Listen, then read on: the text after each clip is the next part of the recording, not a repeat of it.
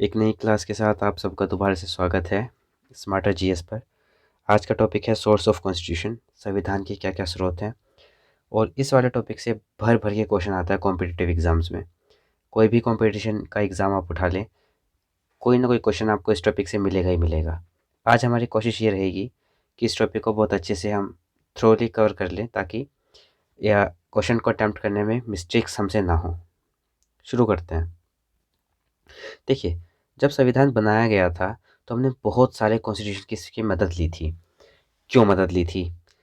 200 साल गुलाम रहने के बाद भारत के जो नेता थे, उन्होंने ये डिसाइड किया कि हम हर भारतीय को वो अधिकार और इस तरह का एक पॉलिटिकल सिस्टम देना चाहते हैं जहाँ पे वो खुल के जी सके, जहाँ पे वो अपनी मर्जी का खुद का मालिक हो। अब ऐसा कैसे किया जा सकता था? जब हम उन सब कॉन्स्टिट्यूशन को देख लेते जो विश्व में उस समय मौजूद थे, जो दुनिया में एक्टिव थे कॉन्स्टिट्यूशन, ताकि उन सब की बेस्ट प्रैक्टिसेस, जो भी वो सबसे अच्छा काम कर रहे हैं, उनको लेकर अपने संविधान में डाल दें और भारत के लोगों को एक वर्ल्ड लेवल का संविधान मिल सके। आपने यूजुअली इस चीज़ को नोट किया होगा, हर किताब के आखिर में इस तरह की रेफरेंस लिस्ट होती है। इसका मतलब ये होता है कि इन इन सोर्सेज का हेल्प लेके इस किताब को लिखा गया है। आप जब यूजी में थे या जब आप पीजी में हो, वटेवर सिक्स्थ से, हो सकता है शुरू की क्लासेस में भी आपको ये सब मिल जाए। बेसिक कॉन्सेप्ट ये है कि हर बुक अपने पीछे एक रेफरेंस लिस्ट छोड़ के जाती है। वो ये बताने की कोशिश है कि इस बुक को लिखने के लिए हमने इन इन सोर्सेज का इस्तेमाल किया है। उसी तरह जो आज का टॉपिक है वो एक संविधान की रेफरेंस लिस्ट के तौर पर हम उसे देख सकते हैं कि इन इन टॉपिक का इस्तेमाल संविधान को बनाने के लिए किया गया था।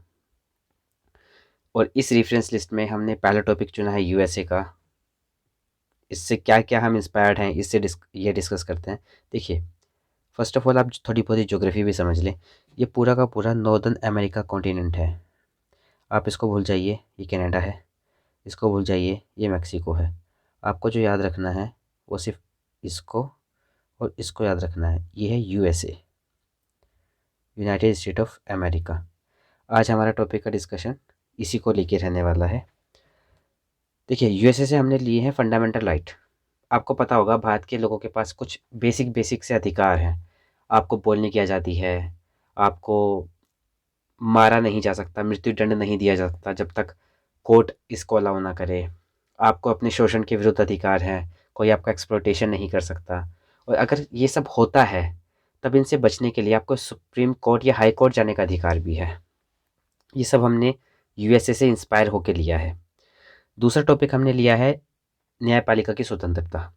जो जुडिशरी हमारी है वो टोटली इंडिपेंडेंट हो, ये इंस्पायर्ड भी यूएसए से है। इसका क्या मतलब होता है न्यायपालिका की स्वतंत्रता का? देखिए, सरकार हर कुछ दिनों बाद या हर एक पर्टिकुलर टाइम इंटरवल पे या जब भी सरकार को ठीक लगे कुछ नियम बनाती है, कुछ कानून बनाती है। अब वो कानून आम आदमी के लिए, भारत की आम नागरिकों के लिए अच्छे हैं या नहीं, इसका फैसला कौन करेगा? भाई, सरकार ने तो खुद ही कानून बनाए हैं ना। जो खुद से कानून बना रहा है वो अपने कानून को कभी गलत बताएगा नहीं। इसका फैसले करने की जिम्मेदारी कोर्ट की होती है। कोर्ट कुछ बेसिक्स पैरामीटर पे देखता है कि क्या ये कानून उन पैरामीटर्स पे खरा उतरता है। अगर सुप्रीम कोर्ट को लगता है कि नहीं, ये उन पैरामीटर पे फॉलो नहीं हो रहा है, तब वो उस बिल को रिजेक्ट कर देता है। बहुत बार ऐसा हुआ है। सुप्रीम कोर्ट या हाई कोर्ट ये काम तभी कर सकता है जब वो सरकार से इन्फ्लुएंस्ड ना हो, जब वो सरकार के प्रभाव में ना आए। और इसके लिए सबसे ज़रूरी चीज़ है कि संविधान हमारी न्यायपालिका को, हमारी जुडिशरी को इंडिपेंडेंट रखे। ये वाला कॉन्सेप्ट भी यूएसए से इंस्पायर्ड है। तीसरी हमने चीज़ ली है, जो हमारा प्रेसिडेंट है उसका इम्पीचमेंट कैसे होगा, उस पर महाभियोग कैसे लगेगा। बाई चांस हमें अपने राष्ट्रपति को हटाना हो तो हम कैसे हटाएंगे। उसका एक प्रोसेस बनाया गया है जो टोटली इंस्पायर्ड है यूएसए से। और सबसे इम्पोर्टेंट चीज़, भाई, कॉम्पिटिटिव एग्जामिनर्स की सबसे फेवरेट टॉपिक है ये, न्यायिक समीक्षा, जुडिशियल रिव्यू। ये कहाँ से लिया गया है? तो ये भी लिया गया है यूएसए के कॉन्स्टिट्यूशन से। पर जुडिशियल रिव्यू को हम थोड़ा डीप से समझते हैं। देखिए, ये हमारी संसद है, ये लोकसभा है, ये राज्यसभा है। लोकसभा बिल पास करती है, राज्यसभा में भेजती है। राज्यसभा कोई बिल पास करती है तो लोकसभा में भेजती है। जब दोनों सदन इस बिल, किसी भी बिल को पास कर देते हैं, तो वो बिल राष्ट्रपति जी के पास जाता है हस्ताक्षर के लिए। राष्ट्रपति जी ने साइन कर दिए तो वो बिल एक्ट बन जाता है। अब मुझे एक बात बताइए, जो कानून बना है, जो एक्ट बना है, लोकसभा की मर्जी थी, राज्यसभा की मर्जी थी, राष्ट्रपति की मर्जी थी, बस इन्हीं सब से कोई कानून एक्ट नहीं बन जाता। उसे सुप्रीम कोर्ट का रिव्यू भी पास करना पड़ता है। सुप्रीम कोर्ट, जैसे मैंने पहले बताया, कुछ पैरामीटर्स के आधार पर ये देखता है कि जो कानून बनाया गया है क्या ये इस पैरामीटर पे खरा उतरता है। उस पैरामीटर को हम बोलते हैं संविधान का मूल ढांचा। मूल ढांचा जो संविधान का है, अगर उस पैरामीटर पर ये लोग खरा उतरता है तो सुप्रीम कोर्ट इसको अलाउ कर देता है, अदरवाइज इसको डिनाई कर देता है कि ये कानून नहीं बन सकता। इस पूरे प्रोसेस को जब सुप्रीम कोर्ट संसद द्वारा बनाए गए कानून को समीक्षा करता है, रिव्यू करता है, उसे बोलते हैं जुडिशियल रिव्यू। और ये यूएसए से इंस्पायर्ड है। ये टॉपिक तो बड़े इजी हैं। उपराष्ट्रपति का पद हमने अमेरिका से लिया है। उच्चतम और उच्च न्यायालय, सुप्रीम कोर्ट और हाई कोर्ट के जज को कैसे महाभियोग चलाना है, कैसे उनका इम्पीचमेंट करना है, ये भी हमने यूएसए से ही लिया है। 2 मिनट यहाँ फिर से हम कनाडा को काट देते हैं, मैक्सिको को काट देते हैं, बचता है यूएसए। और सबसे इम्पोर्टेंट टॉपिक अगेन एग्जामिनर्स के पॉइंट ऑफ व्यू से है प्रस्तावना। हमने प्रस्तावना भी यूएसए से ही इंस्पायर्ड होकर ली है। यूएसए के कॉन्स्टिट्यूशन में सबसे पहला जो चैप्टर है वो इसी बिहाफ पे है कि ये जो कॉन्स्टिट्यूशन है ये क्या है, ये क्या क्या राइट देता है, किस तरह का नेचर यूएसए का है। हम उससे इंस्पायर्ड हुए, हमने वो चीज़ उठाई, अपने कॉन्स्टिट्यूशन में डाल दी। अब हमारे कॉन्स्टिट्यूशन का भी पहला चैप्टर है प्रस्तावना। हमारे संविधान का भी पहला भाग प्रस्तावना है, जिसमें हमने अपने संविधान का एक मूलभूत ढांचा दिया हुआ है, बेसिक बेसिक सी बात बताई हुई है। दूसरा टॉपिक है आयरलैंड। आयरलैंड से हमने क्या क्या लिया है? देखिए, सबसे फेमस तो क्वेश्चन मेरे ख्याल से आप सभी को पता है, नीति निर्देशक तत्व कहाँ से लिए गए हैं? आयरलैंड के संविधान से। ये क्वेश्चन तो भाई इतनी बार पूछा गया है कि अब तक सबको ये इसका आंसर याद हो गया है। राज्यसभा के सदस्यों का मनोनयन कैसे होगा? ये भी आयरलैंड से लिया है। और राष्ट्रपति को चुनने का तरीका, हमारे राज्यों की सरकारें, राज्यों की विधानसभा और राज्यसभा और लोकसभा दोनों मिलके राष्ट्रपति का चुनाव करती हैं। ये वाला टॉपिक और ये वाला टॉपिक तो इतना इम्पोर्टेंट है नहीं, पर ये वाला टॉपिक बहुत बहुत ज़्यादा इम्पोर्टेंट है, इसको आप समझिए। अच्छा, मैप पे देखिए तो ये तो ब्रिटेन है। ये एरिया आयरलैंड है, ये पूरा का पूरा एरिया ब्रिटेन है। आपको थोड़ी ज्योग्राफी की भी समझ होनी चाहिए। देखिए, नीति निर्देशक तत्व क्या होते हैं? आपने इस तरह का बोर्ड जरूर देखा होगा रास्ते पे। हम सभी ट्रैवल करते हैं लाइफ में कभी ना कभी। अगर आप सीधे जाते हो तो आप जयपुर जा सकते हो या आगरा जा सकते हो। अगर आप जाते हो अपने वेस्ट में तो आप श्री गंगानगर जा सकते हो। अगर आप जानने की कोशिश करते हो ईस्ट में तो आप जोधपुर जा सकते हो। इसको बोलते हैं डायरेक्शन बोर्ड। इसी तरह के डायरेक्शन बोर्ड नीति निर्देशक तत्व हैं, डायरेक्टिव प्रिंसिपल्स हैं। जब हमारा संविधान बन रहा था तो संविधान सभा ने एक सपना देखा था कि भारत इस तरह का बनेगा। 2050 में, 2060 में भारत को इस तरह का बनना चाहिए। ये हमारी वैल्यूज़ होंगी, इन्हीं चीज़ों को हम ध्यान रखेंगे, इन्हीं चीज़ों को इग्नोर करेंगे। पर संविधान सभा के जो लोग थे वो हमेशा ज़िंदा रहने वाले नहीं थे। तो ये लोग एक ऐसा सिस्टम छोड़ के गए, एक ऐसा डायरेक्शन बोर्ड छोड़ के गए हैं जिनको हम बोलते हैं नीति निर्देशक तत्व, जो हमारी सरकारों को बताता है कि देखिए, भारत को इस तरह का देश बनना चाहिए, इस तरह का देश हम भारत को बनाना चाहते हैं। और जो भी आप कानून बनाएं वो इसी हिसाब से बनाएं कि भारत इस रास्ते पर आगे बढ़े।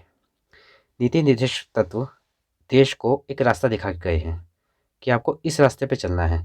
अब उसमें जो भी कानून बनते हैं वो इस रास्ते को भरने का ही काम करते हैं, ताकि हम उस पद पे आगे बढ़ते रहें।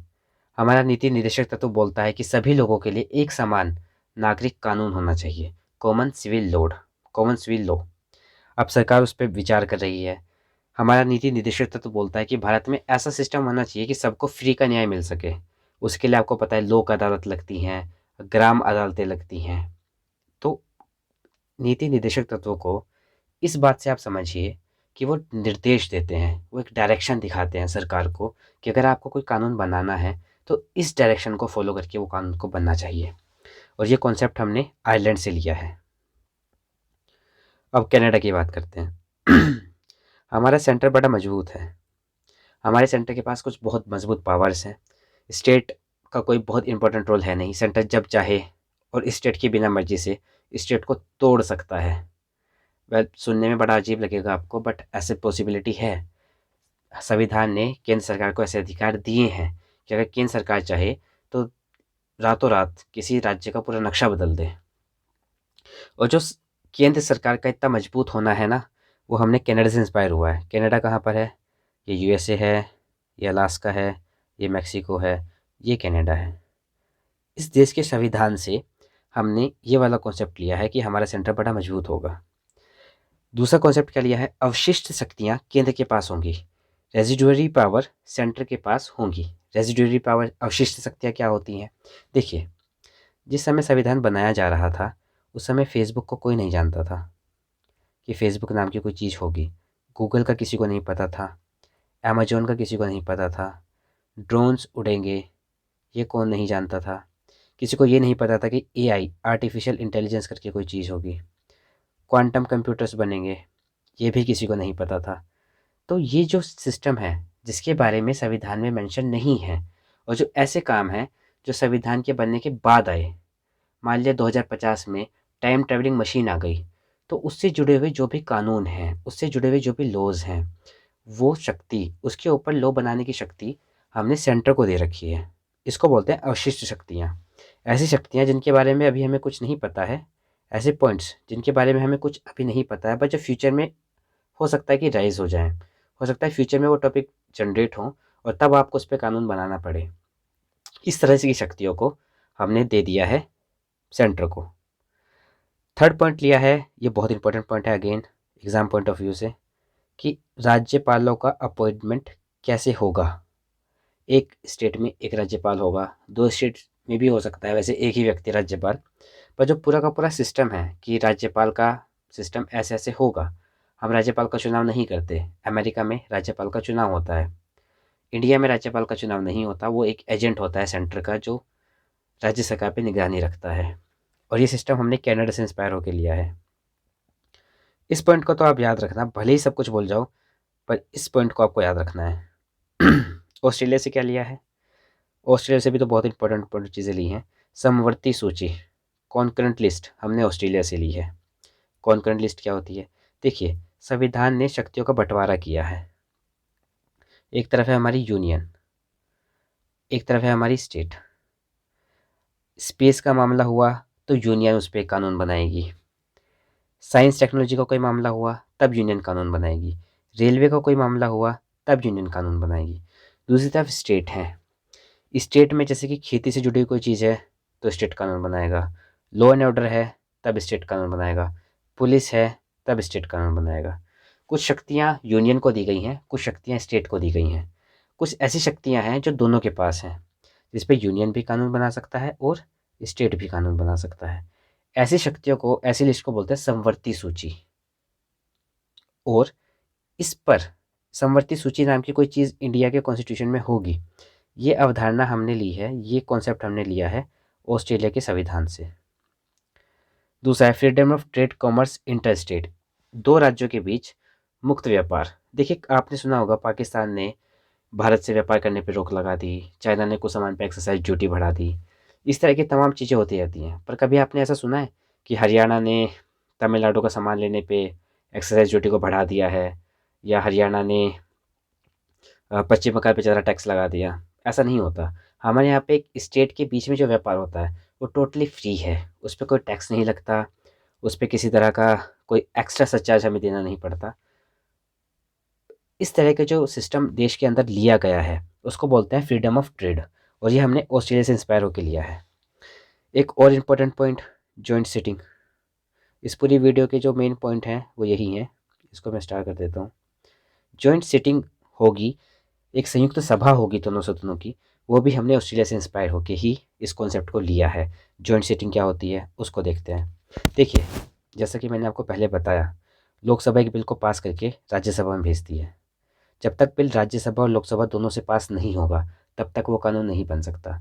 मान लेते हैं लोकसभा ने कोई बिल पास किया, कि कोई भी बिल पास किया, उसको राज्यसभा में भेजा।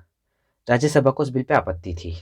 राज्यसभा ने कहा देखो हमारे पॉइंट ऑफ व्यू से तो ये बिल बहुत बेकार है, इस बिल को बिल्कुल भी कानून नहीं बनना चाहिए, इसलिए हम इस पर कोई भी सहमति नहीं देते।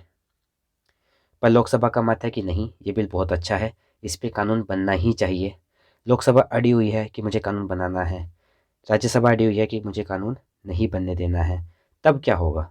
राष्ट्रपति जी क्या काम करेंगे? राष्ट्रपति जी कहेंगे देखो भाई, लोकसभा के सारे सदस्य आ जाओ, राज्यसभा के सारे सदस्य आ जाओ और इस कमरे में बैठकर डिस्कस करो कि करना क्या है। इसको बोलते हैं जॉइंट, क्योंकि ये लोकसभा और राज्यसभा इन दोनों का जॉइंट सेशन होता है। ये दोनों पार्टीज यहाँ पर बैठती हैं और अपना मुद्दा सुलझाती हैं। और ये जॉइंट सेशन भी हमने ऑस्ट्रेलिया से ही लिया है। ये बहुत इंपॉर्टेंट पॉइंट है एग्जाम पॉइंट ऑफ व्यू से। जर्मनी से क्या लिया है? अक्सर कुछ क्वेश्चन पूछे जाने लगे हैं, वैसे तो ये क्वेश्चन आता नहीं था, पर अभी मैंने कुछ 2-3 एग्जाम में इस क्वेश्चन को देखा है, तो इसलिए मैंने इसको यहाँ पे ऐड किया। देखिए, जब हमारे यहाँ पे इमरजेंसी लगती है ना, आर्टिकल 352 लास्ट वीडियो में हमने डिस्कस किया था, आप उस वीडियो को देख सकते हैं या फिर आप किसी किताब से ही पढ़ सकते हैं इमरजेंसी के बारे में। जब इमरजेंसी लगती है तब आर्टिकल 19 को सस्पेंड कर दिया जाता है। बोलने की आज़ादी, घूमने फिरने की आज़ादी, कुछ भी काम करने की आज़ादी, ये सस्पेंड हो जाता है। और इसका सस्पेंशन करना क्यों ज़रूरी है, इसको हम डिस्कस कर चुके हैं, आप उस वीडियो को देख सकते हैं। और ये हमारे मूल अधिकार इमरजेंसी के दौरान सस्पेंड हो जाएंगे। ये हमने जर्मनी से इंस्पायर्ड होकर लिया है, सॉरी, ये हमने जर्मनी से इंस्पायर्ड होकर लिया है। ये पूरा यूरोपियन यूनियन है जो ब्लू कलर में आपको दिख रहा है, और ये जर्मनी है। लोकेशन मैं इसलिए आपको बता रहा हूँ क्योंकि जब हम जियोग्राफी पढ़ेंगे तब ये लोकेशन बड़ी काम आएंगी, और करंट में तो काम आती रहती हैं। यूएसएसआर से क्या लिया है? सोवियत संघ, अब तो रशिया कहते हैं इसको। हमने फंडामेंटल ड्यूटीज़ ली हैं, बेसिकली इसी सबको पता है। फंडामेंटल ड्यूटीज़ 42 अमेंडमेंट 1976, 42वां संशोधन 1976 से भारत के संविधान में जोड़ी गई थी। और हमारी जो प्रिलम्बल है, हमारी जो प्रस्तावना है, उसमें एक है आइडिया ऑफ जस्टिस, न्याय का विचार। यह भी हमने सोवियत संघ के संविधान से लिया है। अब न्याय का विचार क्या है, इसको देखते हैं। देखिए, ये भारत की प्रस्तावना है। जब आप इसको पढ़ेंगे तो इसमें लिखा जाता है justice, social, economical and political. ये रहा। हिंदी में बोलते हैं सामाजिक, आर्थिक और राजनीतिक न्याय। 3 तरह के न्याय की बातें की गई है प्रस्तावना में, और ये तीनों तरह की न्याय की बातें इंस्पायर्ड हैं यूएसएसआर, सोवियत संघ के संविधान से।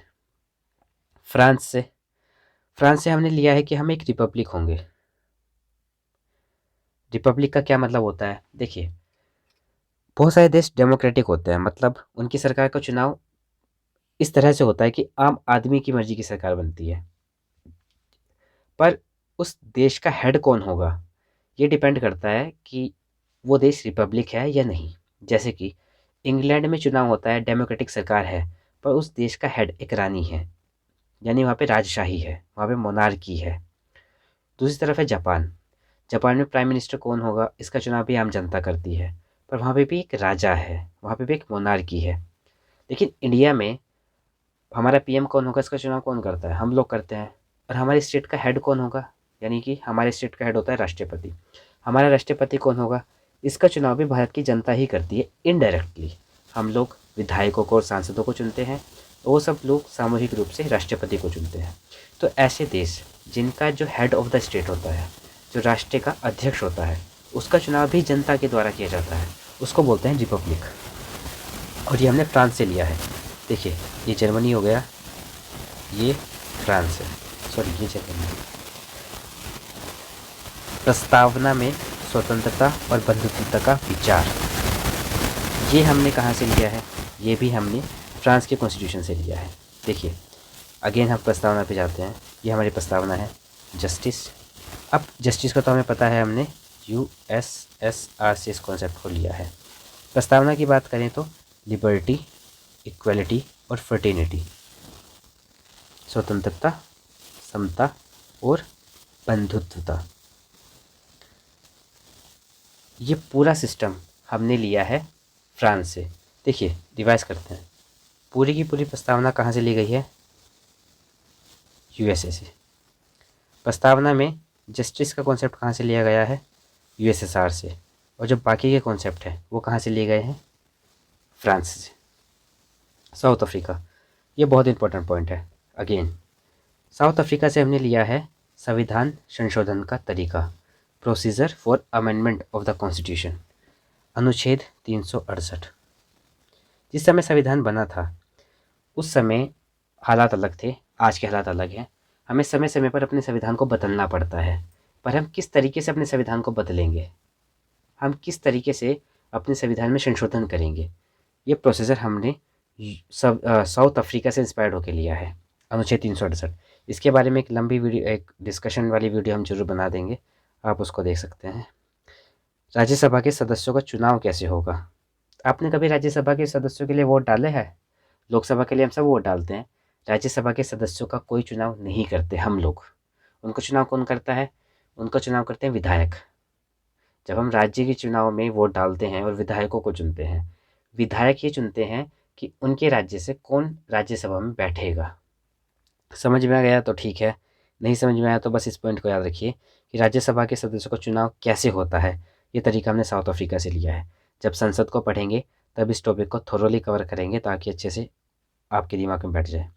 ब्रिटेन से तो हमने बहुत कुछ लिया है। देखिए, हमारी सरकार संसदीय सरकार होगी, पार्लियामेंट्री गवर्नमेंट होगी, ये ब्रिटेन से लिया है। मतलब क्या है, हम लोग कुछ लोगों को चुनेंगे, भारत की जनता कुछ लोगों को चुनेगी और वो जो लोग चुने हैं उनमें से एक सरकार बनाई जाएगी। इसको बोलते हैं पार्लियामेंट्री गवर्नमेंट। ये कॉन्सेप्ट हमने लिया है ब्रिटेन से।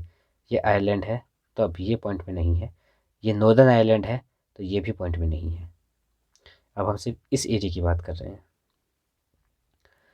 लेजिस्लेटिव प्रोसीजर, विधायिका का तरीका।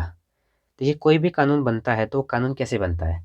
सबसे पहले एक व्यक्ति जो सांसद है वो एक बिल पेश करता है कि देखिए इस तरह का हमें कानून बनाना चाहिए। फिर उस पर डिस्कशन होता है, बहस होती है, वोटिंग होती है। उसके बाद उस बिल को पास कर दिया जाता है। फिर दूसरे हाउस में यही सब चीज़ें दोहराई जाती हैं और फाइनली वो बिल भेज दिया जाता है राष्ट्रपति के पास। राष्ट्रपति जी साइन करते हैं और वो बिल एक एक्ट बन जाता है। ये पूरा का पूरा प्रोसेस कि एक बिल कानून कैसे बनेगा, इसको बोलते हैं लेजिस्लेटिव प्रोसेस। और ये हमने ब्रिटेन से इंस्पायर्ड होकर लिया है। हमारे यहाँ पे सिंगल सिटीजनशिप होती है, एकल नागरिकता। इसका क्या मतलब हुआ? देखिए, कोई व्यक्ति हरियाणा का नागरिक है, मध्य प्रदेश का नागरिक है, ऐसा नहीं होता। हमारे यहाँ पे सिर्फ भारत के नागरिक होते हैं। अब आप पूछ सकते हो कि ऐसा तो कहीं भी नहीं होता, किसी भी देश में नहीं होता होगा। नहीं होता है। अमेरिका में, यूएसए में ऐसा होता है। अगर आप न्यूयॉर्क हैं, अगर आप न्यूयॉर्क के सिटीज़न हैं तो आप पहले न्यूयॉर्क के सिटीज़न हैं, बाद में आप यूएसए के सिटीज़न हैं। या अगर आप फ्लोरिडा के सिटीज़न हैं तो आपके पास डबल नागरिकता होती है कि एक नागरिकता आपकी फ्लोरिडा की है, दूसरी नागरिकता आपकी यूएसए की है। इंडिया में ऐसा नहीं है। इंडिया में आपके पास राज्य की नागरिकता नहीं होती, आपके पास सिर्फ देश की नागरिकता होती है। और ये कॉन्सेप्ट हमने ब्रिटेन से ही लिया है। हमारी कैबिनेट सरकार होती है एक, मैंने आपको बताया कि कुछ लोग सरकार चुनते हैं, वो फिर सरकार बनती है। उस सरकार में भी कुछ इम्पोर्टेंट्स लोग होते हैं। जैसे कि हमारी सरकार में 2021 में मोदी गवर्नमेंट है, इसमें जो कैबिनेट है उसमें कुछ चुनिंदा मंत्री हैं और वही मंत्री अधिकतर सारे काम काज करते हैं। उस फॉर्म को बोलते हैं कैबिनेट फॉर्म। और ये सिस्टम भी हमने ब्रिटेन से ही इंस्पायर्ड होकर लिया है। जो सबसे इम्पोर्टेंट पॉइंट है इस ब्रिटेन वाले कॉन्सेप्ट का, वो है द्विसदन। अब ये हमने ब्रिटेन से इंस्पायर होकर क्यों कैसे लिया है इसको समझते हैं। भारत में 2 सदन होते हैं, एक तो लोकसभा और एक राज्यसभा। वो स्लाइड मैंने इसमें नहीं डाली। लोकसभा में हम लोग जिनको चुनते हैं वो जाते हैं, राज्यसभा में वो लोग जाते हैं जिनको विधायक चुनते हैं। इंग्लैंड में भी ऐसा ही सिस्टम है। इंग्लैंड में एक होता है हाउस ऑफ कॉमन्स, जिसमें वो लोग जाते हैं जिनको आम जनता चुनती है, और एक होता है हाउस ऑफ लॉर्ड्स। उनमें कौन लोग जानते हैं वो हमारी चर्चा का मुद्दा नहीं है, हमारे एग्जाम में ये नहीं आने वाला, तो हम उसको डिस्कस नहीं करते। हाउस ऑफ कॉमन्स और हाउस ऑफ लॉर्ड्स एक तरह की लोकसभा और राज्यसभा ही है। और हमारी लोकसभा और राज्यसभा इसी सिस्टम से इंस्पायर्ड है कि देखो, ब्रिटेन में 2 सदन होते हैं, ऑलराइट, हम भी अपने यहाँ पे 2 सदन रखेंगे। ये क्वेश्चन बहुत बार एग्जाम में पूछा गया है कि जो द्विसदन व्यवस्था है वो हमने किस देश से इंस्पायर होकर ली है, तो इसका सिंपल सा आंसर है हमने ब्रिटेन से इंस्पायर होकर ली है। तो आज के टॉपिक में, इस वीडियो में इतना ही। हम आपको नेक्स्ट टाइम मिलेंगे एक नए टॉपिक के साथ। जीएस का अभी पॉलिटी को ही शुरू करेंगे और पॉलिटी को ही थोड़ा आगे लेके चलते हैं। तो नेक्स्ट वीडियो पॉलिटी पर ही होगी। तब तक के लिए take care of yourself. Bye bye.